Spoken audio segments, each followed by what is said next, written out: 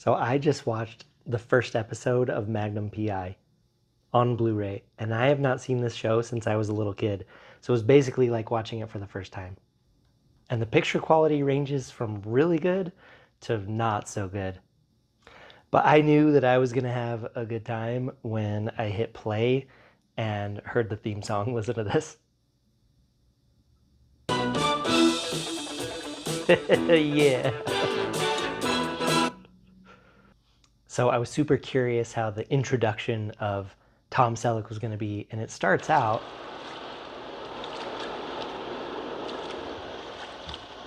with him just like swimming across the water, and he's dragging a bag behind him, and then you have this super interesting title, which you do find out why it's called this if you think about it for 2 seconds. All right, and then he busts out of the water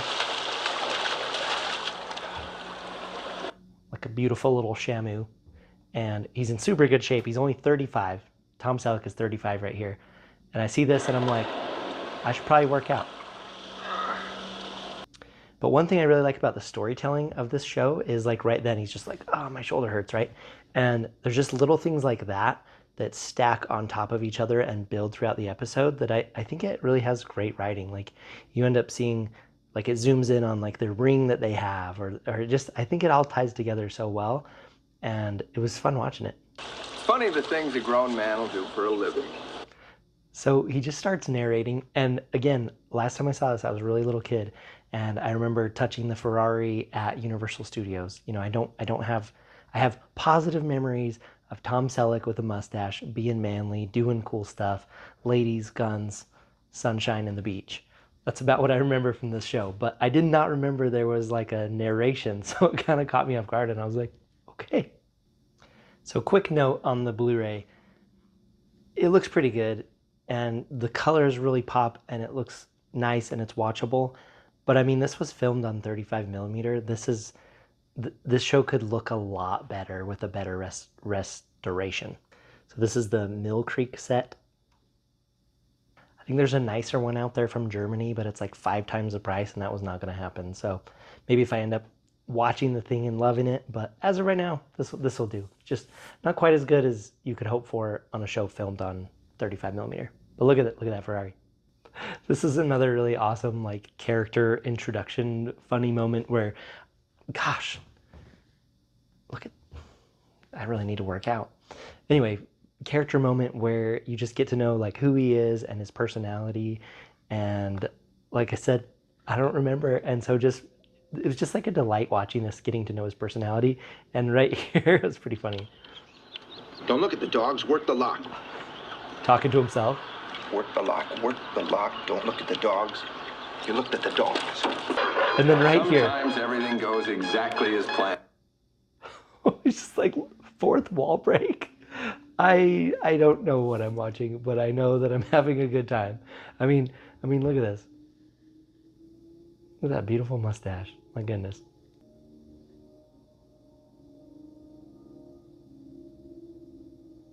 All right, I don't think I can copy that. I was trying to copy it. It's not going to work. Look at those green eyes and that big old amazing mustache. I love the personality. I'm confused. I don't know what the narration for. I don't know what the fourth wall breaking is, but I'm here having a good time. We do also get to find out that Magnum is the kind of guy that's going to get binoculars and watch the ladies skinny dipping. But I really like how they keep using this ring here as like a recurring trigger to do like a Vietnam flashback. Put Lieutenant Cook on, will you? Sorry, Magnum, I can't. He's dead. And it has this music. Magnum, did you hear me? There's the ring. Homeward angel, do you read me? Homeward angel, do you read? But yeah, I like that the story advances through the flashbacks, the Vietnam flashbacks, and also you get to see like everybody that had this ring, at least according to the footage, is, you know, they've got each other's backs, they've been through stuff together, and I just like how they just keep tying it in as the story in the present time progresses forward. Also look at this. I love in those flashbacks all these M16A1s. I love the smooth stock. I want to get my hands on one of those.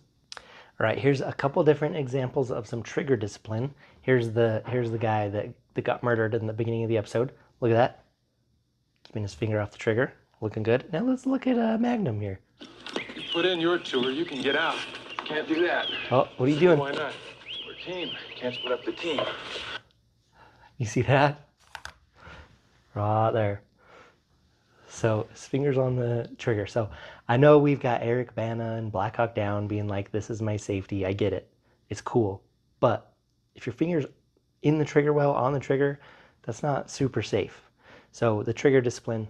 So remember, don't put your finger on the trigger until you're ready to fire. Don't point the gun at anything you're not okay destroying.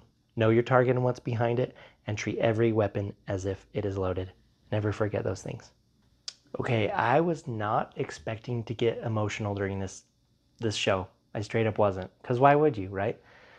So he has picked up the little sister of his friend that got killed. And they're driving in the car together, and she starts telling Magnum a story about when the two of them, when he was 9 and she was 4, had to go on a plane ride by themselves. And just listen to this. You know what Dan did? What did he do, Alice? He held my hand. For 14 hours, he held my hand. Just so that I wouldn't be scared. All the way from Columbus to Hawaii.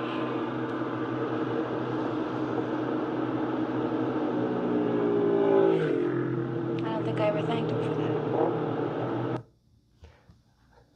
Holy cow.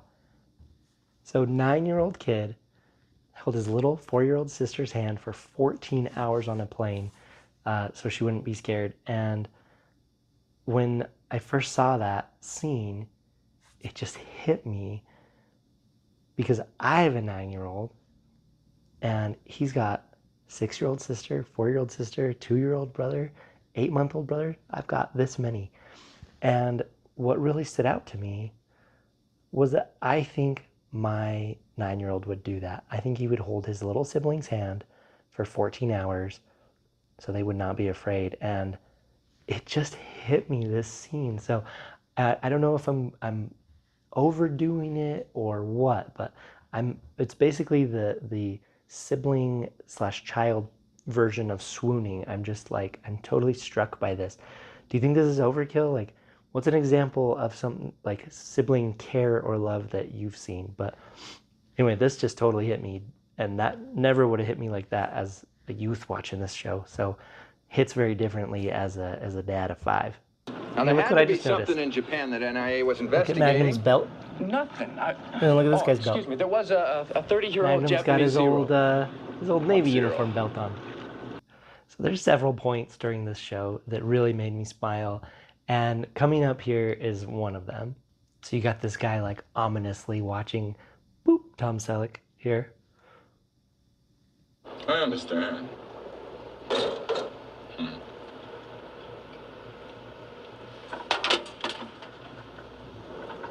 You're making a mess. Look at that. What do you say? Kill him. Okay. That better. Nice. You got a couple of doofuses here. So these are the same guys that killed Dan at the beginning, but like, so this is the first episode. You're not gonna kill him. It's Magnum P.I. The show's named after him. So basically, from this point, it's just how's he gonna get out of this? Because he's not dying in the first episode. The first part of a 2-parter of the first episode. He's not dying. So see what happens in these idiots.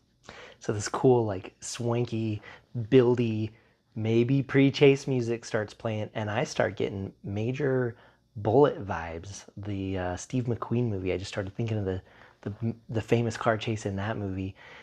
Side note, Dodge Challenger, beautiful car. My mom used to have a red one. But there's several shots throughout this like chase that just really make me think of Bullet. A lot of like low to the ground stuff, like camera inside the car, and just kind of like slowly building up until it gets going.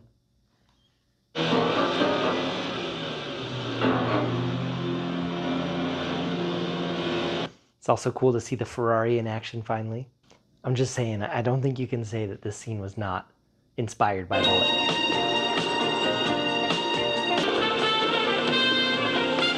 About the time my Okay, check out all the gas leaking out of the Challenger as it takes this corner here in a second. Then I quit worrying. Here we go.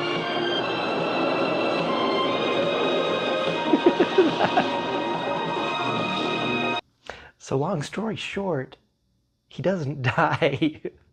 But I do love all of the old style telephones in this show. It really brings me back. Really cool Casablanca reference coming up right here. I owe you one. All the cheap gin joints in the world. Why did you have to go and pick mine, sweetheart?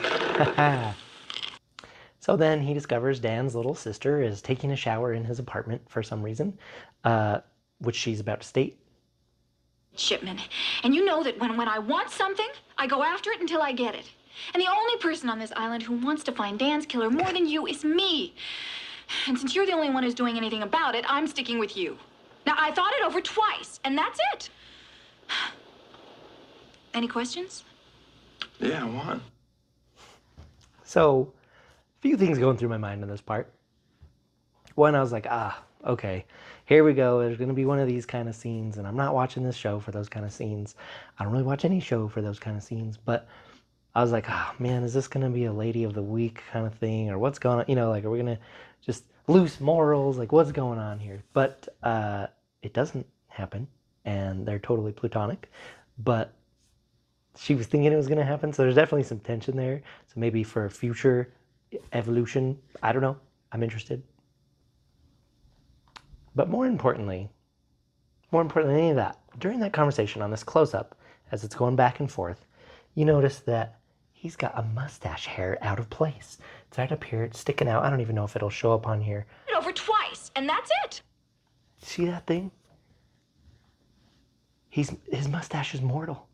Here I was thinking that this beautiful mustache is the most best mustache walking the whole earth.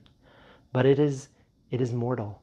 And just like my mustache gets up in my nose and other people's nose and all over the place, apparently his mustache can have one hair out of place every once in a while too.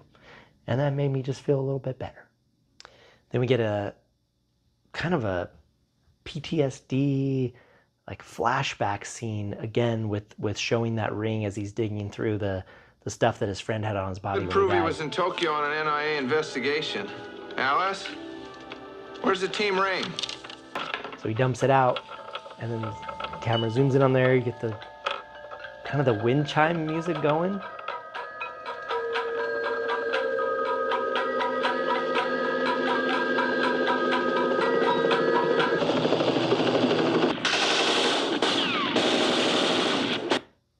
And we get a pretty cool combat flashback. And so in addition to just that it's cool action and interesting and moving the plot along and seeing these guys rely on each other and seeing cool action in the TV show, we got to give it points for that. But the thing that stood out the most to me and that I think is the most interesting is kind of the like study or display of PTSD here. So one of the second to last beats in the show is this. Are you all right, Tom?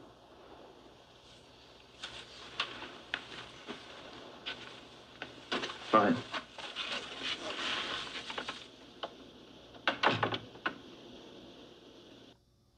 And that's where the episode ends, and it's like, holy cow, like setting up. He's good at detective stuff. He's left the Navy. There's enemies in and out of the Navy. He has a friend that's got killed. He's got this little sister that maybe or his friend's little sister, sorry. He has a cool car. He lives in a cool place.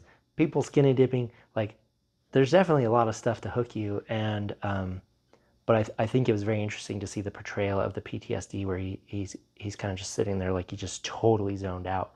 So yeah, this has been a review of the first episode of Magnum P.I. Have you seen this show? What do you think of this show? This is pretty random for me, but I've always wanted to watch it. I like to see the Tom Selleck mustache in action. Mine has to go soon, so soak it in. Anyway, thank you for watching. Let me know what you think of my thoughts on Magnum P.I. But I'm all for a masculine TV show character at this point in time, where I think we're getting a little bit shortchanged on that in that category. So see you on the next one. Bye.